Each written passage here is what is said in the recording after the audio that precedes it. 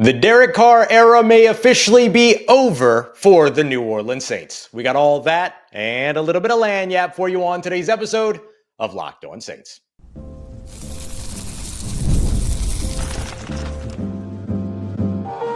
You are Locked On Saints, your daily New Orleans Saints podcast, part of the Locked On Podcast Network, your team every day. What is good, Who Dat Nation and Who Dat family? I am your host, your friend Ross Jackson, New Orleans native, your New Orleans Saints expert and credentialed member of the media, covering those New Orleans Saints as a Saints beat writer over at LouisianaSports.net and Saints analyst with WWL TV. And on today's episode of Locked On Saints, we've got some breaking news. We're going to dive into Spencer Rattler's next big chance, why the New Orleans Saints could but might not necessarily need to rush for a quarterback at number 9 overall in this year's NFL draft. And it all comes from the big breaking story. Derek Carr's time in New Orleans might officially be coming to an end as his future is in question with a shoulder injury. We appreciate you very much, as always, whether you're here live or here later, for making Locked On Saints your first listen of the day and for making us your first, being a part of our show here every single day, being an everyday or here with us on the Locked On Saints podcast, part of Locked On Podcast Network, your team every day. Today's episode brought to you by our friends over with the 2025 Nissan Armada. Stay tuned for the Nissan Armada Player of the Week later on in today's show, but the player of the show is Derek Carr. News breaking just moments ago that the New Orleans Saints might be without Derek Carr in 2025. The report comes from NFL Network's Ian Rappaport with a report on a shoulder injury.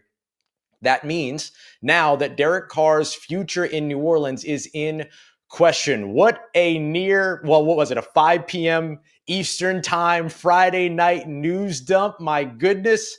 And a big one for the New Orleans Saints. But to be honest, this clears up a lot of different things and answers a lot of the question marks that we had around Derek Carr and the New Orleans Saints, including their future moving ahead. The New Orleans Saints are now in a situation to where their rebuild has been fast-tracked. I was just speaking with our good friend Nick Underhill just a second ago over on his show. We were talking about how this kind of jumpstarts the Saints rebuild, kind of the thing that we've all been waiting for the New Orleans Saints to do post Drew Brees, which was jump into a situation where you're going to be looking for your next starting quarterback. You're going to be building through the draft. You're going to be building your next team, all these other things. But the big question becomes, well, if this was the case, then why restructure Derek Carr's contract just a few weeks ago? And believe it or not, there's a good reason why the New Orleans Saints didn't do that. Let me explain.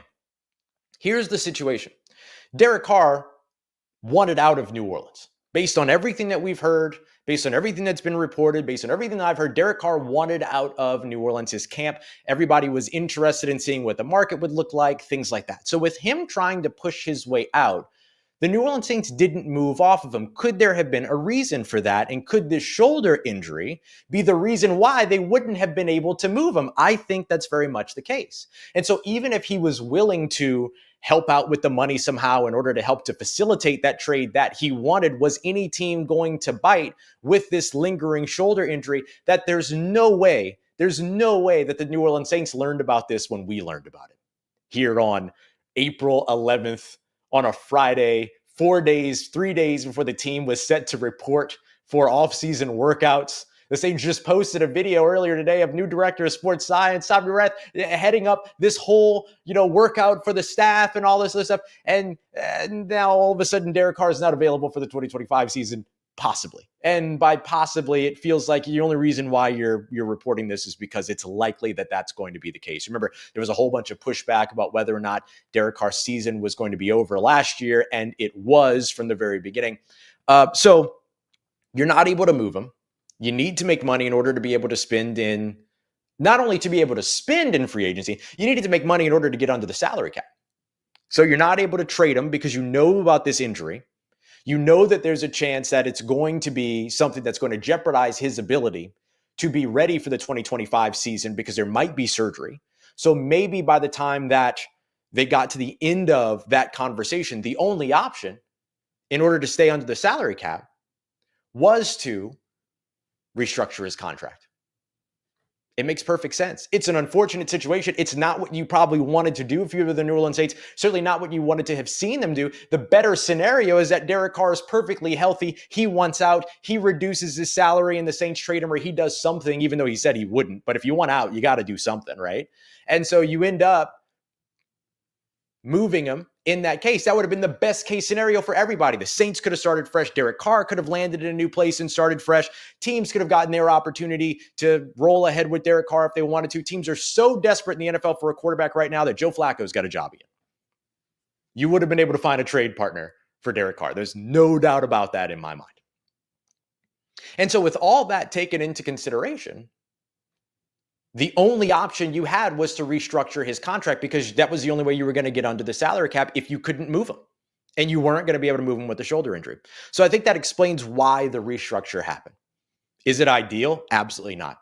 Is this the way that the New Orleans Saints wanted this era of New Orleans Saints football, which is going to go down as one of the, let's just say, not so great eras of New Orleans Saints football, the Dennis Allen era, the Derek Carr era? Those are going to be tied together in the history books and the annuals of New Orleans Saints history when you look back on it. And it's going to be some of the darkest times in the New Orleans Saints history because of the performance and the reality versus the expectation. There were darker times in terms of, one win or, just single digit win teams in the past and all these other things. All that was there. But the expectation was that the team was going to be bad in those situations. The expectation over the course of the last 4 playoff-less years, which includes Sean Payton's last year, was much, much higher than what the New Orleans Saints produced. And so if this is the end of the Derek Carr era for the New Orleans Saints, it and the Dennis Allen era will go down as kind of one of the darkest times of the New Orleans Saints history.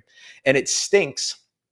It stinks that this is the way that this all comes to an end. It's disappointing that this is the way that this all comes to an end, if it is indeed the end of Derek Carr's time in New Orleans, because there were high hopes when he was signed. There were high hopes for the organization. There were high hopes and high expectations for the fans 2 games into last year when this New Orleans Saints team was scratching on a record of most points scored in NFL history through the first 2 games of a season. And now all of a sudden it goes out, not with a whisper, but with a bang. And it's a bad news bang for the New Orleans Saints. And in a shoulder injury. And remember, this is something that happens for Derek Carr. 6 to 8 last year, week 6 to 8, he missed with the oblique injury. Week 14, his season ended after an ill-advised diving attempt for a first down in New York, ended his season early in week 14. And then now all of a sudden you have this shoulder injury that threatens his availability for the 2025 season that comes out compounded with the restructuring of his contract, which I think was the Saints' only choice. I think the Saints must have known that Derek Carr had this shoulder injury and therefore were not going to be able to find a trade partner for him. It's the only reason why trading him away didn't happen if he wanted out.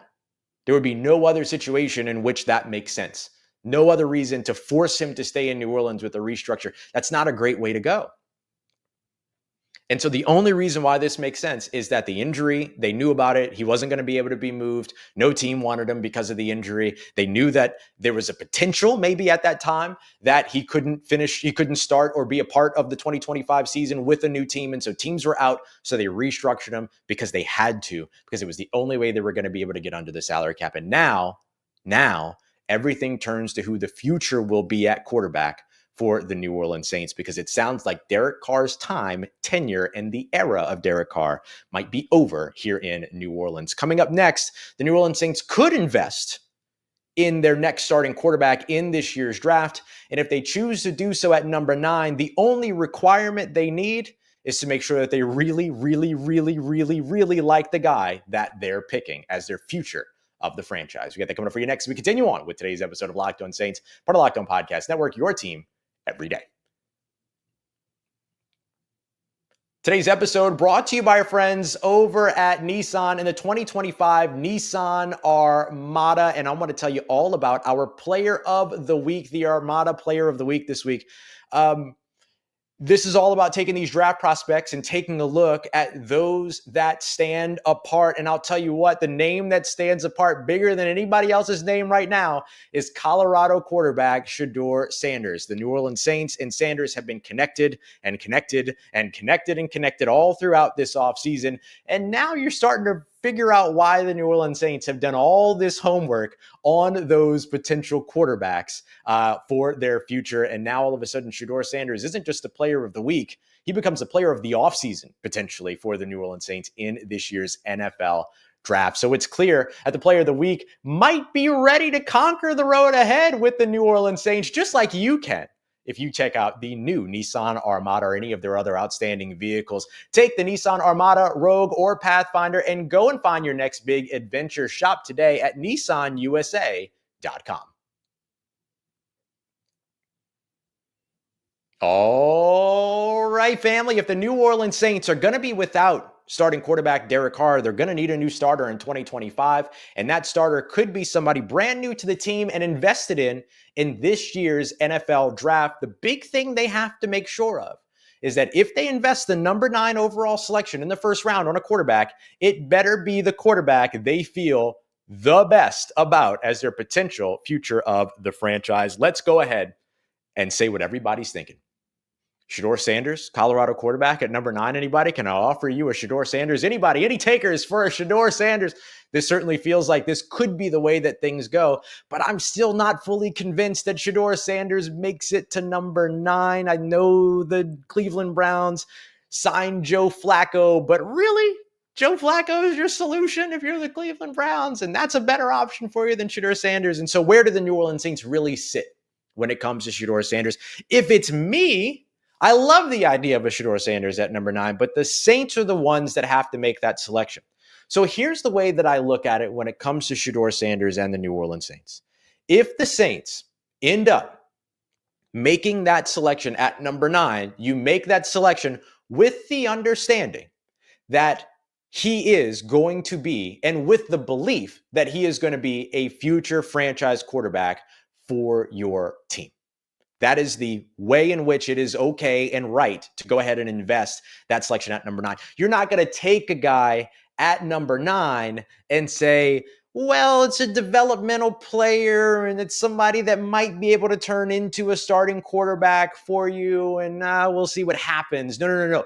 You're taking a quarterback at number 9 if you feel entirely confident that quarterback is going to be your future franchise quarterback. If the Saints feel that way about Shedeur Sanders, then once that card comes up to the commish and he's on the board at number 9, Shedeur Sanders should be the selection.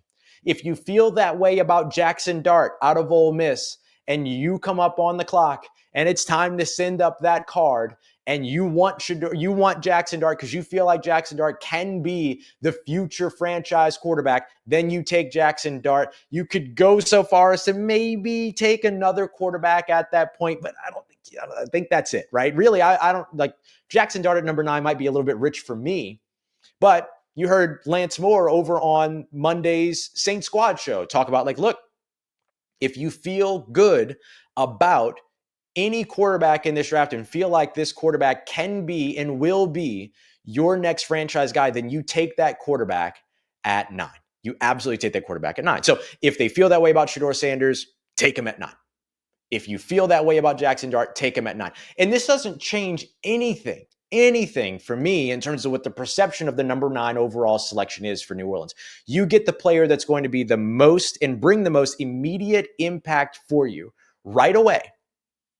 And it doesn't matter if that player is a quarterback, a tight end, an offensive lineman, a defensive lineman, a running back, a cornerback, a starting corner, an edge rusher, a wide receiver. You invest number 9 in the position that's going to help you out the best and that's going to help you out immediately. And if that player is a quarterback, draft the quarterback.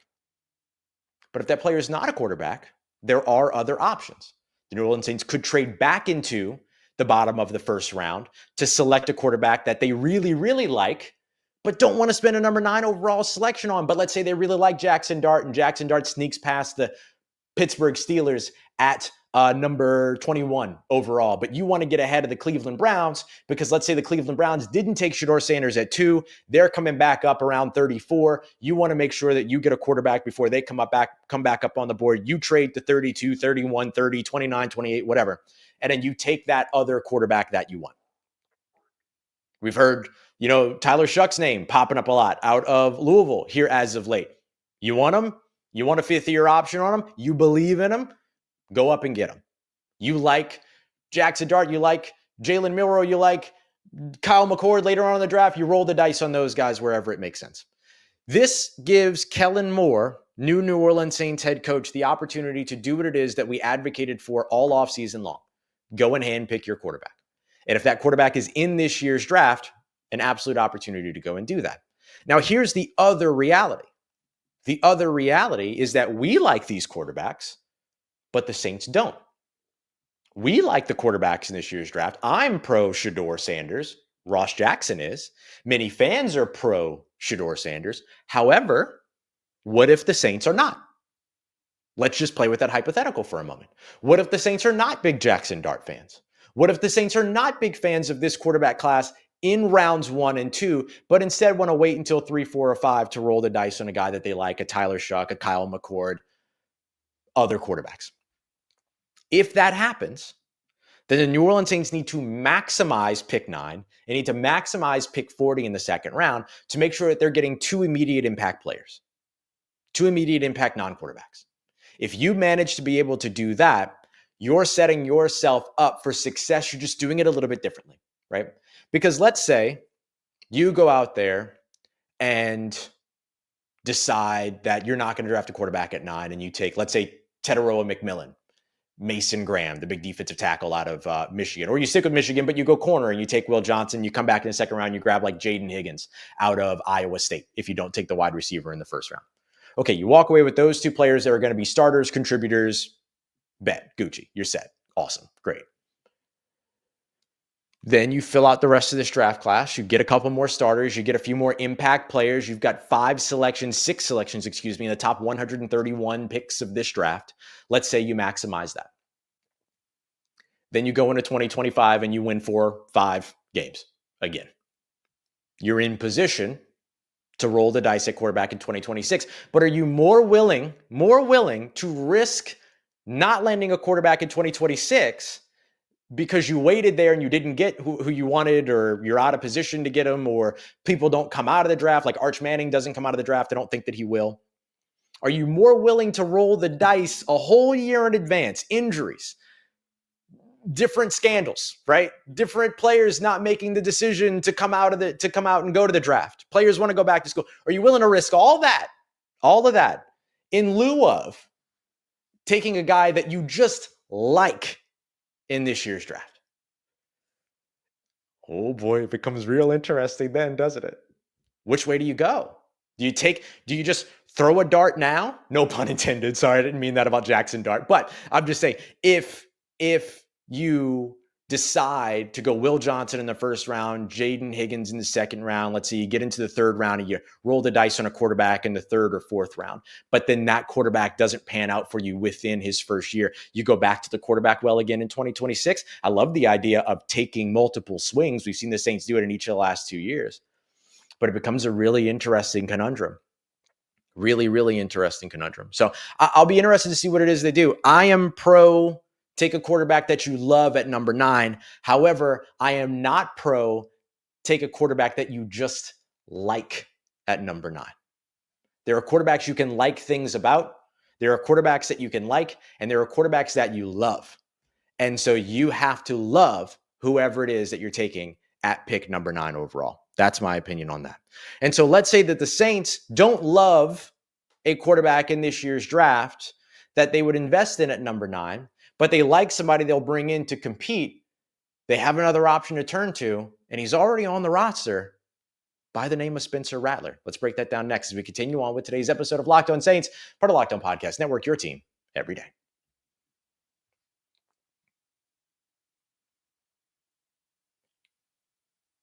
Let's get it, Who Dat Nation. Let's take a look at another option for the New Orleans Saints in their future when it comes to the quarterback position. Derek Carr's time in New Orleans might be over. And so, where do the New Orleans Saints turn when it comes to quarterback if they don't like players in this year's draft? Well, their option is effectively Spencer Rattler in 2025. I don't think there's a free agent quarterback that you probably like more than Spencer Rattler.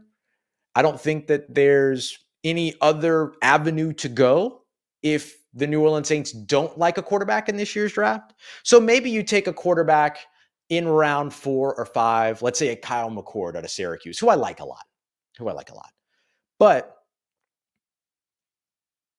at best, you're bringing in competition for Spencer Rattler in that scenario. Is that fair to say, right? You're bringing in competition in that case. And competition's good. Competition drives progress. Competition drives competence. Competition drives development. Like, you want competition in those situations. And so, yeah, invest in the competition that you're going to be able to get there. And so let's say that the Saints go that route. And then, how do you feel about Spencer Rattler moving forward? Okay, so let's say that the Saints do that. They get competition. They go mid-round for a quarterback because they don't love a quarterback in the early rounds. Let's say that happens. Or they love a quarterback in the early rounds, but they don't get that quarterback, right? We got to play with all these different scenarios. There's a bunch of different ways that this can roll out. And so let's say that they feel like, okay, well, nobody in kind of that middle round is actually, right? You're not comparing those middle round quarterbacks just to each other. You're comparing those middle round quarterbacks to what you already have in the building as well. So let's say that they feel really good about Spencer Rattler. And listen, everybody has said that they love Spencer Rattler. Kellen Moore said he loves Spencer Rattler. The organization loves Spencer Rattler, both in front of the public eye and behind closed doors. They love Spencer Rattler, all these other things. So if that is the case, why feel better about Spencer Rattler going into 2025 than the performance that you saw in 2024? I have 3 reasons. I've got 3 reasons why I think you can make the argument that you have a better chance with Spencer Rattler in 2025, despite the fact that, in fairness, he went, 0 of 6 in his starts as a starting quarterback, or 0 and 6 in his appearances as a quarterback in 2025 or 2024. The first of all is a healthy roster. I'm not going to make the injury excuse for the New Orleans Saints. The New Orleans Saints don't want the injury excuse for themselves, all that, right? So I won't talk about 2024 from an injury perspective, but one of the things that we discussed on the squad show on Thursday, Lance Moore, Dylan Sanders, John Hendricks, and myself, is that did the ship even really leave the dock, let alone has the ship sailed on Spencer Rattler? I disagree that the ship has sailed on Spencer Rattler. Lance Moore felt that the ship hadn't even taken off yet. And there was we had a chat during that also said that. So let's say you have a healthier roster in 2025 and an opportunity to see Spencer Rattler behind the starting offensive line with every weapon, right? No games did Spencer Rattler have all 3 of Alvin Kamara, Chris Olave, and Rashid Shaheed. Plus, you have a new draft of potential incoming impact players in this year's NFL draft selection process.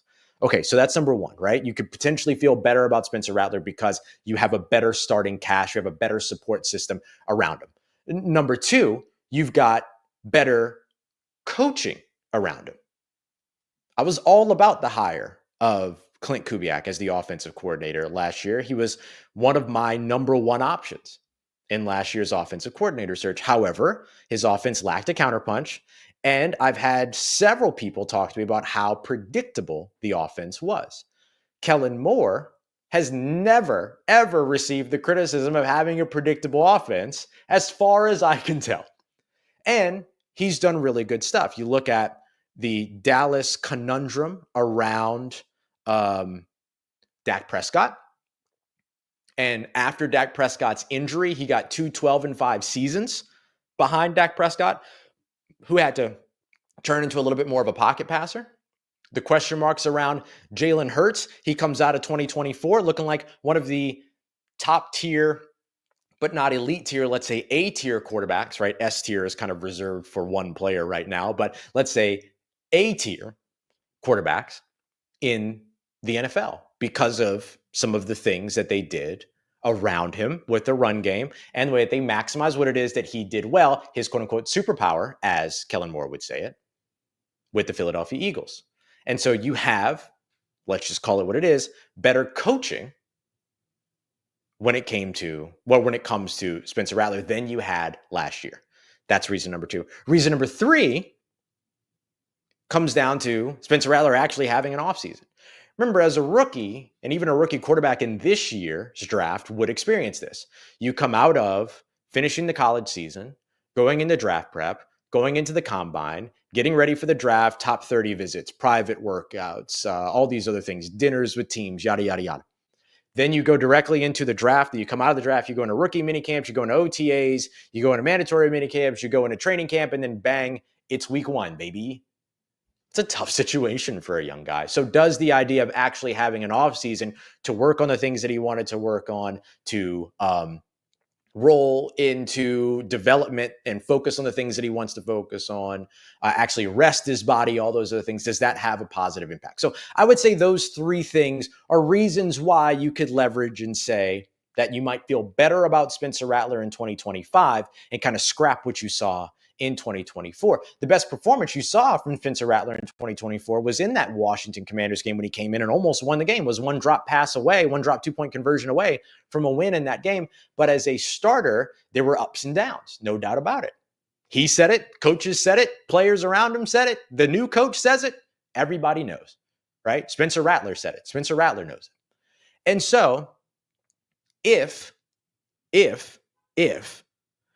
there is no quarterback that this team feels can come in and be their franchise starter right away, that they're going to invest the number 9 overall selection, they're going to invest the number 40 overall selection, and whatever it might be, they could bring in competition, push the development of Spencer Rattler, and potentially turn to Spencer Rattler or that other mid-round rookie quarterback going into 2025. Obviously, Jake Haener is a name that I have to bring up in this situation too. However, I think the New Orleans Saints as an organization have shown us what they feel about Jake Haener. They gave the dude a half. Right? Now, you can go out and you can add another veteran that could potentially come in and kind of give you some more mentorship, give you some more help around Spencer Rattler and everything like that. They've got Ben DiNucci on the roster as well. But outside of that, you're probably looking at, if you're not going to bring in somebody through the draft, you're looking at Spencer Rattler being the option if Derek Carr cannot go. So that's the way that I'm kind of looking at all of this. You've got 3 options. You roll with a quarterback in this year's draft early that you love. You go and take a risk with a quarterback later that you like, ill-advised, or you generate that competition and you try to bring Spencer Rattler up to be your starter. And then if things don't work out in 2025, you're right back into trying to go up and get the quarterback that you want in 2026. So here's one more thing that I'll mention. Use 2025 to stock up your roster, add pieces, get impact players, all those other things. Do that now. If one of those players is a quarterback, then one of those players is a quarterback. If one of those players is not a quarterback, you have more flexibility going into next year's draft if you hit in this year's draft to trade up and go and get the guy that you want. You feel me? You see what I'm saying? If you can go up and have that draft that you know these New Orleans Saints need to have in 2025, it opens up a lot of options for you going into 2026. So whether there's a quarterback or not, the big thing the New Orleans Saints must do moving forward is they have to nail the 2025 NFL draft class. All right. For those of you that are catching the show on audio, I'm going to end the show here for now, and then I'm going to upload an extra show. But for those of you that are here live, stick around. I'm going to wrap this episode up. Let's stick around. Let's chat. Let's do a little bit of Q&A. So start dropping some of your questions. I'll roll through. We'll do this nice and casual, everything like that. We'll kick it for a little while. Everybody else, we'll be back with another episode here in just a moment. Appreciate you very much, as always, for making Locked On Saints a part of your day, part of your routine, for saying yes to me on the show. If you see me, please say hi. And if you need anything else around your New Orleans Saints in between these episodes, make sure you follow me on your favorite social media at Ross Jackson, NOLA. Hit me up. Let me know how our family's doing. Let me know how you're living. Let me know how you're momming them. I trust Who Dat Nation. I'll holla at you.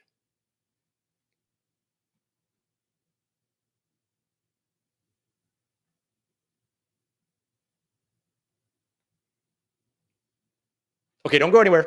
Don't go anywhere. We're hanging around. We're going to keep chatting. We're going to keep talking. You know me. I love to yap. So yap with me. Send me your questions. Let's talk this out. This is a wild, wild scenario for the New Orleans Saints. How many of you had this one on your bingo card? in terms of how this was going to go. So let's check out Mark. Why the Saints make this public? I think that you make this public now because of the fact that I think you make this public now because of the fact that your team has to report for offseason workouts in like 3 days, right? April 14th is the day that these teams and that the Saints will report for offseason workouts. So either Derek Carr is going to be there or not going to be there. And so the Friday news dump is a great way to get this out there. So I think it makes sense to go ahead and make this public, get it out there. There's no other option, right? You have to make it public. You can't do anything about it and stuff like that. Mark follows it up though with another good question. Weird timing, kind of fishy. I'm not going to lie, like there's a little bit of stank to this in a way that's a little weird, but I really think it just comes down to the timing more than it comes down to like shystiness. You know what I mean? I don't think this is a shysty situation. I just think that this is just a bad timing situation. And like and depending upon when you join the show and stuff like that too, I discussed why the Saints would have restructured the contract. I'll kind of quickly go over that again, right? Like if you knew about this, because I think the Saints knew about this weeks ago, like before free agency, all these other things. Because remember, there were those reports that, and same things that I've heard similar things, that Derek Carr wanted out and that Derek Carr and his camp wanted to test the market and all those other things. So why not let him go? Well, you can't trade him if he's potentially not going to be ready for the 2025 season. So your only option in that case is to restructure him. So I think that ended up playing a little bit of a role into how the Saints ended up going about this. So the timing is fishy, but I don't think because of malicious intent. I think because they were limited on their options. And so we'll see where things go with all this. Stefan says, thank you for all the hard work in the Saints info. How you mom and them? Mom's doing good. Appreciate you asking, man. Let's see. What do you honestly think that the Saints will do at 9? I hold firm. I hold firm on this.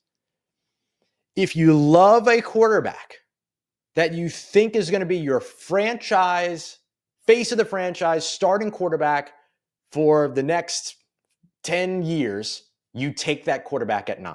If it's Shedeur Sanders, if it's Jackson Dart, you could try the desperation of trading up to 1, but the thing about trading up to 1 is that it's not a one-team thing. It's not just that the Saints have to make the decision to trade up to 1. The Saints have to convince the Tennessee Titans to trade back from 1 down to number 9.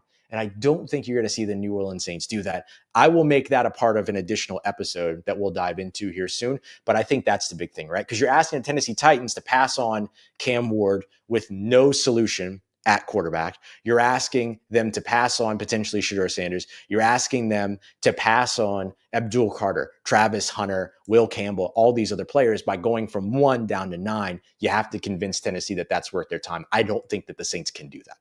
I don't think that they can do this. Or that they can do that, rather. Let's take a look at our next one. So what does the cap situation look like for the Saints long-term, salary cap-wise? No change. They already restructured the contract here for 2025. I explained why I think that happened. Derek Carr wanted out. Can't trade him because of the injury. Got to restructure him. Bang. You don't have an option, right? There's no other option for you. Unless Derek Carr is willing to take a pay cut, but why be willing to take a pay cut? Why help the place you're trying to get away from? It doesn't make any sense, right? And so with that being the case, then all that happens next is that you potentially move on from him after June 1st, or you carry him into 2026. If he's not going to play, you put him on injured reserve for 2025. It doesn't have any impact. Carry him into 2026, designate him a post-June 1 cut in 2026, take on about $19 million of dead cap next year instead of the $59 million of dead cap you would take on next year if you cut him after June 1 this season. And then you would roll, $40 million of dead cap into 2027. Not a bad situation to be in. So look at the numbers, right? Let's look at the numbers. The Saints have about $28 million of salary cap space available right now that they're not spending. They're going to have to spend some of it, $7 million or so, going to the rookie class as well as the undrafted free agent class, right? So keep in mind that the Saints would, if they designated him a post-June 1 cut next year, you take on $19 million of salary cap, but you have a swollen salary cap before that you have to sit with and get through leading up to that moment in June, right? Because you got to make more money. You got to be clear of the salary cap by, the beginning of the league year in March and all those other things, right? So if you have an opportunity to roll over 10 to 15, 10 to $19 million into next year, it helps you absorb some of that dead cap that you have to carry, some of that cap space that you have to carry going into 2026 before you can do the designation as a post-June 1 cut. So that's the way that I would look at this right here. This news actually answers a lot of the questions around the New Orleans Saints. Why did they restructure him? Why didn't they trade him if he wanted out? Why are they holding on to all this money? This situation kind of answers all those questions. Great question. Great question there. Ross, do you take Shedeur Sanders at 9 or Tet and go Dart at 40? It depends on it. Such a good question. If I'm putting myself in the Saints shoes, if I feel really confident and I'm in love with Shedeur Sanders as the New Orleans Saints, I'm taking him at 9. No questions asked if he's there on the board. If I don't feel that way, then I might go Tet at 9, Tet Aroa McMillan, the Arizona wide receiver, at 9, or Mason Graham, the defensive tackle out of Michigan, or Will Johnson, the cornerback out of Michigan, if he answers the injury questions and the speed question at his workout on Monday. Whatever, I'm investing that pick another play at 9, and then if I like Jackson Dart enough to take him at 40, then I'll take him at 40. Or if I like Tyler Shuck at 40, I take him. If I like Kyle McCord later, then I take him. You get what I'm saying. The only way that I take Shedeur Sanders at 9 is if I absolutely love him, if I'm the New Orleans Saints. Ross, I think he's great. I don't know if that's the way that the Saints feel. Good question. Terry, does Carr stay in the locker room through the season? Could he be cancerous to the rebuild? I'm not going to say he could be cancerous. I could see there being conflict, but he doesn't necessarily have to stick around in the locker room. I think if you're on injured reserve, you kind of have these opportunities to kind of move about, do things as you decide to do them and everything like that. But you certainly can be at the facility. So if he goes on injured reserve, he would still be able to be at the facility, but it doesn't necessarily mean he needs to stick around in the locker room. Ross, why now? Because that's just the way that it worked out, man. Just the way that it worked out. It stinks, but it's kind of just the way that it worked out. Let's go to a non-quarterback question here for a second. Actually, wait, I'm going to come back to that. Let me stick with the quarterback questions for right now. Somebody said Dart will not be there at 40. You got to get him at 9, or you trade back into the first round and get up ahead of one of the teams that's quarterback needy at the top of the second round that, might be able to, then you might be able to grab him at the end of the first round. That might be a scenario we explore at a later time, but you don't necessarily have to get him at 9. There's other spots where you could potentially move up. You're the GM. What are you doing at 9? If Shedeur's there, I'm taking him because that's who I like. There's no guarantee that he ends up being there, but I like him enough to roll the dice there. If he's not there, though, I'm perfectly happy with that, and I take and I build, and then I look at quarterback for my future at other opportunities and all that. Really good questions, y'all. I really appreciate you. You rock, actually. You okay, Mark? Ryan Tannehill to the Saints. So lots of questions here. If you don't have Derek Carr, do you bring in another veteran quarterback that could end up helping you in addition to a guy like, Spencer Rattler, right? If you want to go to Spencer Rattler and everything, do you bring in another veteran to kind of help with the development there? Yeah, I think you can. Now, I remind people all the time, and I know people kind of get annoyed with me doing this, but I remind people all the time that there is Ben DiNucci on the roster. And you'll notice that Ben DiNucci has not gone anywhere and didn't get moved, even though he would have saved the Saints over $1 million if they would have moved on from him.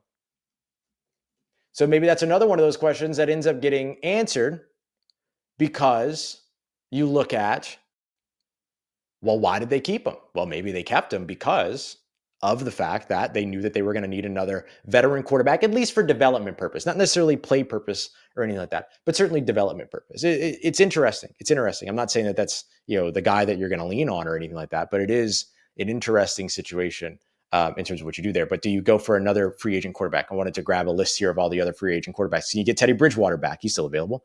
Do you go after a Carson Wentz? Do you go after that's kind of it, right? You're not going after Aaron Rodgers. Drew Lock just signed somewhere. Carson Wentz is available. Teddy Bridgewater is available. That's kind of the end of the list in terms of veterans that are available on the market right now and everything. So could be possible. Let's see what else we got here. It's really, really interesting. Like this is such an interesting situation for New Orleans Y'all are blowing up this chat. I absolutely love it. Thank y'all so much for being here. It's a really interesting situation for New Orleans because it kind of, when Nick and I were talking about it, we were like, yeah, it kind of forces their hand. Like you kind of have to start a rebuild at this point. Like you don't have a choice anymore. It's just kind of what you got to do. Is there a potential, do you see a potential sleeper pick in the later rounds? Sean asks. I assume you're talking about quarterback. And so with that, I would highlight Kyle McCord. Kyle McCord is somebody that I like a lot. And maybe I'm all alone on that, but look, pro style quarterback, poised under pressure, great size as well. He's like 6'4", 219 or so pounds.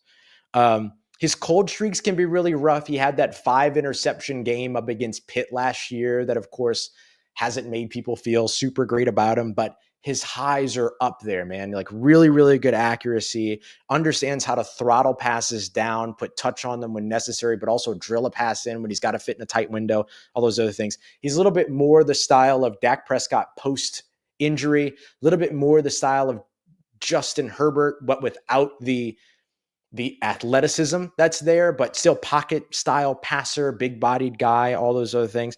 I think he's somebody you can find in late day 2, early day 3. It just depends on if he's going to be able to get there to you, but that's probably the guy that I would call like the sleeper. And then the other guy that I would bring up is somebody we broke down in today's episode, which is Tyler Shuck, coming out of Louisville, 6'5", 219 pounds. He'll be 26 at the start of the season. So you're getting an experienced player with 7 years of collegiate experience.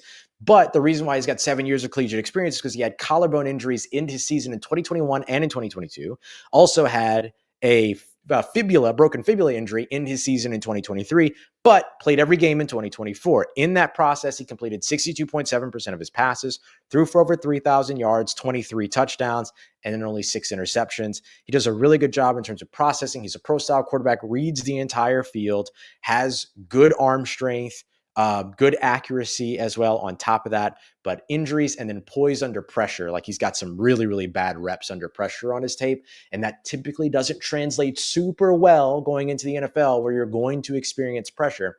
But still somebody with really, really good building blocks and a really, really good foundation. I don't think you take him at 9. I think you might have to take him day 2. I don't know that he's a day 3 sleeper guy, but I think he's a sleeper because he's just not being talked about. So I would certainly put him up on that. So let's go here next to Xavier, who asks, if/when the Saints take Shedeur, do you throw him into the fire by having him start day 1, or would he sit and Rattler probably get half the season? I think it depends on how ready he is right away, right? I think if you're taking him at 9, though, you're going to be pressured, or you're going to feel the pressure, even self-inflicted, not publicly. I'm saying even self-inflicted, you might feel the pressure to get him out there as quick as possible. I think Shedeur Sanders can be a starter during his rookie year. The question mark is, do NFL teams feel the same way? And so if they don't, then obviously you turn things over to Spencer Rattler for a little while if Derek Carr is indeed not ready to go. And then once you're ready to turn things over to Shedeur Sanders, then you're able to do that. But it all comes down to whether or not they feel like, things are good. Let me ask you a question. I'm going to give you, let's do 3 rounds of a mock draft real quick. We'll do pick 9. We'll do pick 40. We'll do pick 71 and we'll do pick 93. No trades or anything like that. I'm going to give you 2 different classes with 2 different quarterbacks being the starter in 2025. We'll do a Shedeur. We'll do a Rattler. Let's do it that way, right? And look, if you want to interchange Shedeur with Dart, fine. Up to you. But I want to know your thoughts. So we're going to do A or B in the chat. At pick number 9 for a Shedeur Sanders draft, let's say that selection is Shedeur. Okay, let's say that's right. That's got to be the selection there, right? So let's say that's Sanders. Then we'll go to pick 40. Let's say with pick 40, you want a big-bodied pass catcher, but you don't feel the need to rush for a tight end. Let's say you get Jaden Higgins.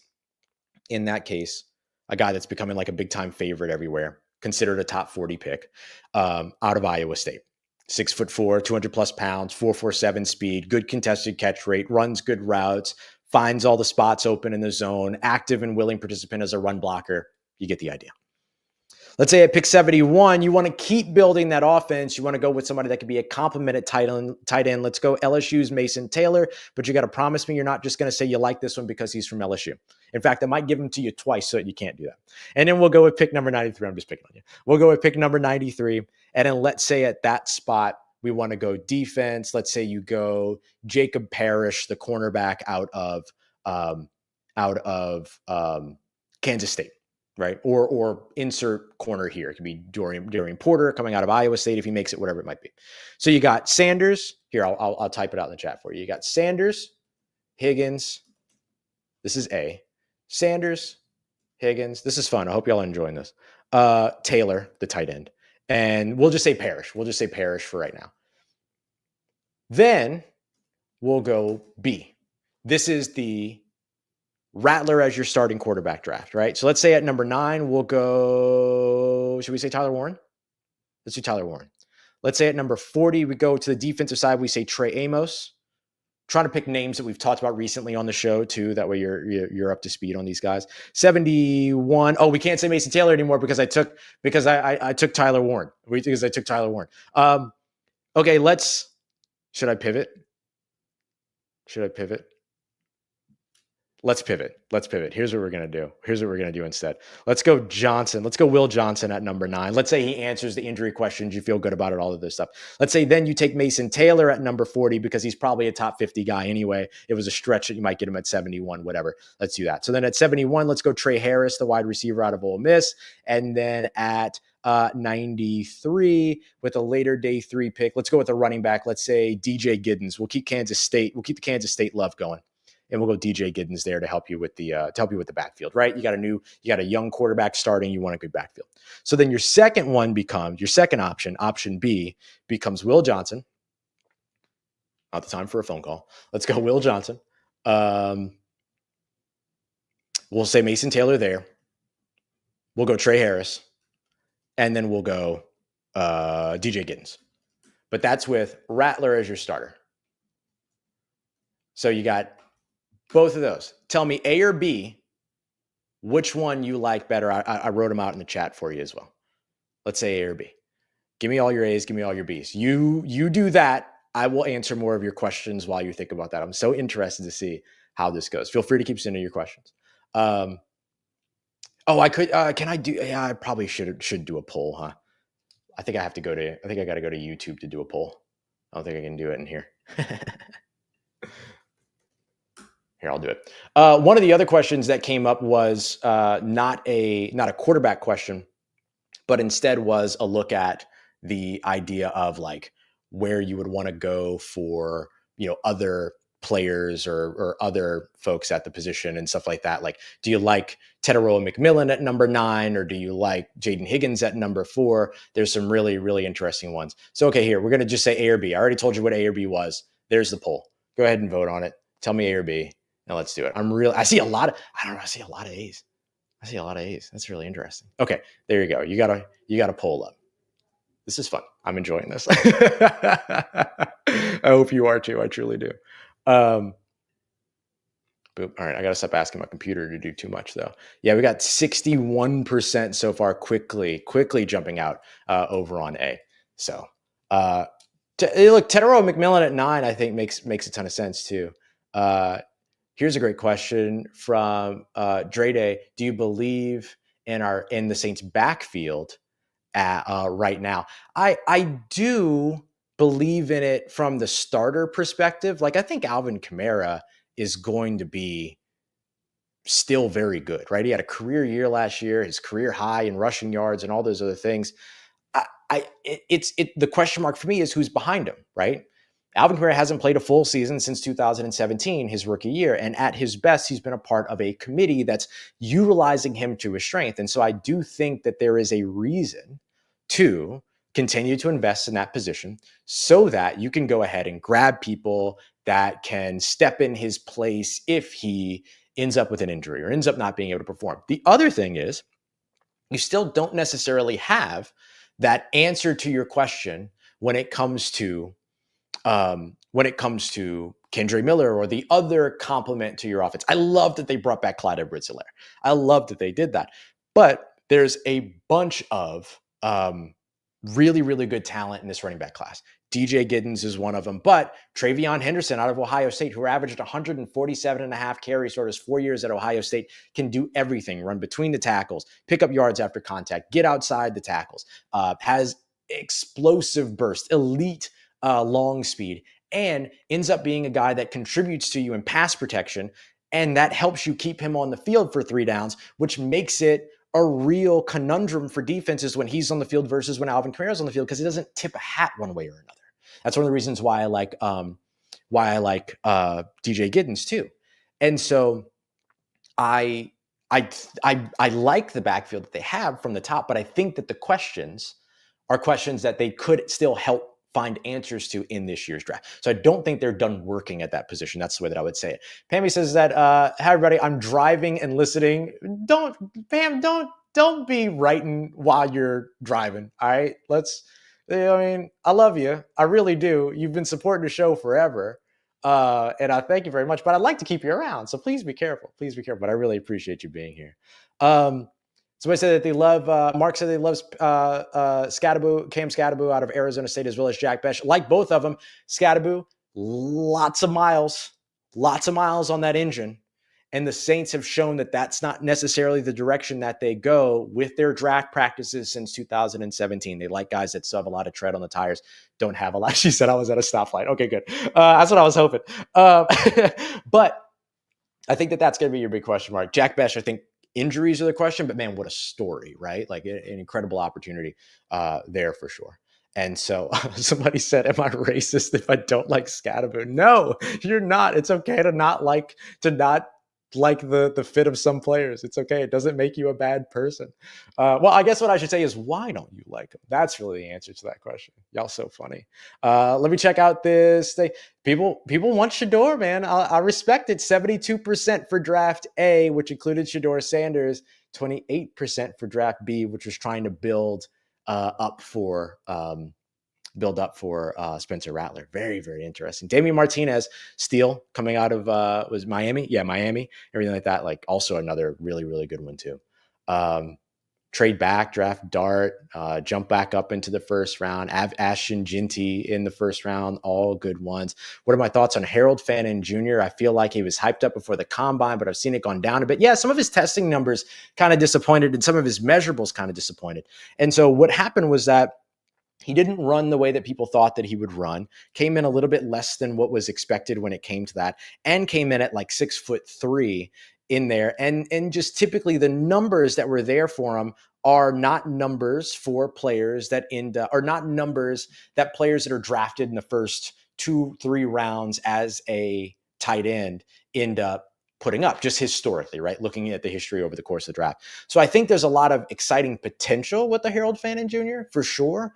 I think the thing that ends up creating the limiting factor for him, though, however, is when you end up kind of looking at him at a certain range in the draft. And so I think there's a lot of potential if you grab him a little bit later, 3rd, 4th round, but just traditionally speaking, or I don't want to say traditionally speaking, because that's not very fair, but typically speaking, I guess, when you look at the NFL draft, people that have his metrics, his numbers, all those other things, they don't typically go early in the draft. So I think that ends up being the thing.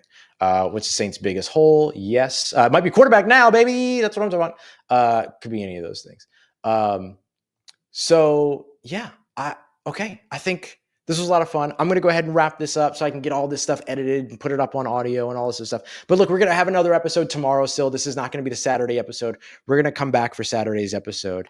And what I want to do is, for the Saturday episode tomorrow, is I want to dive into the fact that this moment in time right now, with Derek Carr's injury here being what it is, it sets up Kellen Moore to potentially do something that even Sean Payton never was able to do. Big test for Kellen Moore coming up. Y'all, this was super fun. The news sucks, but this was super fun. You far from suck. I really appreciate you being here. And I thank you very much for your continued support. We're going to do things like this a little bit more often as well. This was super fun. So thank y'all very much for coming in, for your questions, for playing along, for being okay with kind of the split format and all this and everything. And so there's a ton that I think is on the way for this New Orleans Saints team. If you wanted to rebuild, I think the New Orleans Saints are kind of in that place. So really, really appreciate y'all. I'll see y'all here next time. I love you very much. And again, as always, if you see me, please say hi. I'll see you here soon. Talk to you.